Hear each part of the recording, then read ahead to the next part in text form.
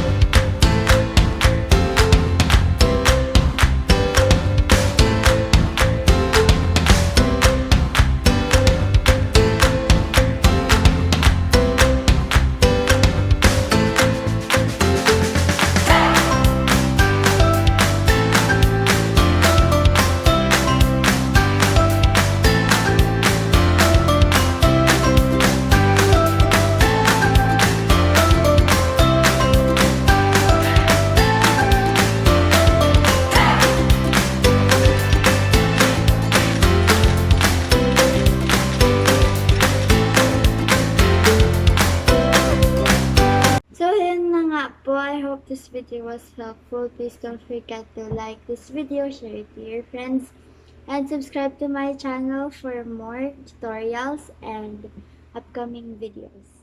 See you guys next time. Bye!